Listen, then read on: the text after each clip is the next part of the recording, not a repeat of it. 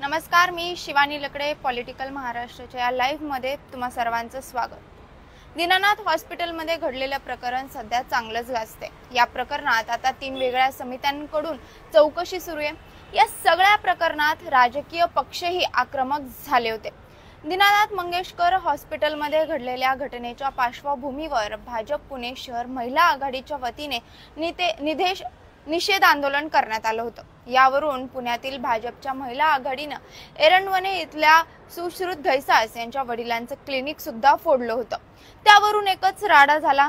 पण या तोडफोडीवरून आता भाजपमध्येच 2 गट असल्याचं समोर आले। भाजप खासदार मेधा कुलकर्णी यांनी भाजप शहराध्यक्षांना पत्र लिहून त्यांची कान उघडणी केली। या पत्रात कुठल्या तरी सोम्या गोम्या अर्ध्या हळकुंडाने पिवळ्या झालेल्या कार्यकर्त्यांनी कायदा हातात घेणं योग्य नाही, त्याबद्दल सर्वसामान्यांमध्ये प्रचंड रोष असून हे समजावून सांगण्याचं कार्य पुणे शहराच्या अध्यक्षांच्या नात्यानं आपण कराल व संबंधित पदाधिकाऱ्यांना समज द्याल अशी आशा करते, असं त्या म्हणाल्या। मात्र मेधा कुलकर्णी यांच्या या पत्रावर आता धीरज घाटे यांनी सुद्धा प्रतिक्रिया दिली।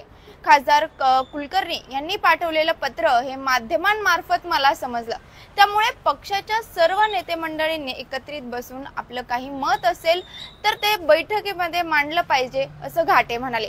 त्यामुळे पुणे भाजपमधला अंतर्गत संघर्ष यामुळे उफाळून आल्याची चर्चा आहे। आता या दोघांमधल्या वादाचं वेगळंच कारण सांगितलं जाते आणि हे कारण आहे 2024च्या निवडणुकांशी संबंधित। विधानसभेसाठी मेधा कुलकर्णी इच्छुक होत्या, पण पक्षाकडून त्यांना संधी देण्यात आलेली नव्हती। त्यांची नाराजी दूर करण्यासाठी त्यांना थेट राज्यसभेवर पाठवण्यात आलं। तसंच 2024च्या विधानसभेसाठीच धीरज घाटे कसबामधून लढण्यासाठी इच्छुक होते। ते शेवटपर्यंत तिकिटासाठी अडून राहिले होते, असं सुद्धा बोललं जातं। पण पक्षाने त्यांना सुद्धा डावललं। यावेळी ते नाराज असल्याच्या चर्चा सुद्धा झाल्या, त्यामुळे भाजपने त्यांना शहराध्यक्ष पद दिलं। पण एकीकडे मेधा कुलकर्णी यांना राज्यसभा आणि दुसरीकडे 30 वर्ष एकनिष्ठेने काम करत राहून पण शहराध्यक्षपद, यामुळेच पुण्यात या 2 गटांत मतभेद असल्याचं बोललं जाते। तसंच एकीकडे मेधा कुलकर्णी यांनी धीरज घाटे यांना पत्र लिहिल्याची चर्चा आहे, पण वास्तविकमध्ये हे पत्र मला मिळालंच नाही असा दावा धीरज घाटे यांनी केलाय। त्यामुळे त्यांना जर पत्र मिळालंच नाही तर हे पत्र माध्यमांमध्ये कसं गेलं, कुलकर्णी यांनी शहराध्यक्ष घाटेंना पत्र लिहिले हे समजलंच कसं, असे एक ना अनेक प्रश्न यातून उपस्थित होत आहेत। त्यामुळे कुलकर्णी यांनी लिहिलेलं हे पत्र गेलं कुणाला, अशी चर्चा सध्या सुरू झाली आहे।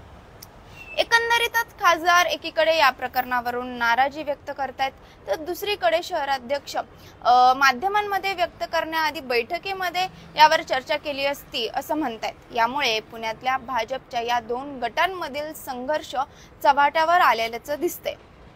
सध्या आपण इथेच थांबतोय। यावर तुम्हाला काय वाटतं हे आम्हाला कमेंट करून नक्की सांगा आणि पाहत राहा पॉलिटिकल महाराष्ट्र। धन्यवाद।